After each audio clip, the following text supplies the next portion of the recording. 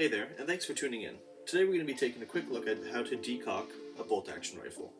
We're going to be using a Tikka T3X CTR in 223, and we're going to be showing you how to safely decock the rifle without dry firing.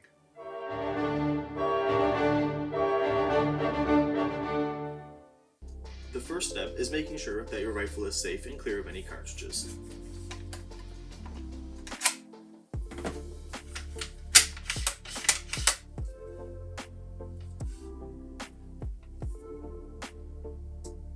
The next step is going to be pointing your rifle in a safe direction. In this case, it'll be down. The next step is hold your finger on the trigger and slowly put the bolt back, and you've safely decocked your bolt action rifle.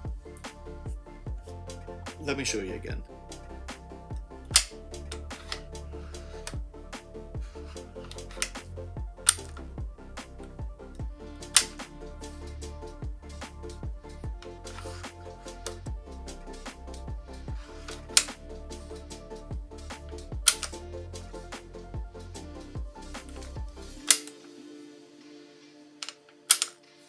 You have successfully decocked your centerfire or rimfire bolt action rifle without the need to dry fire.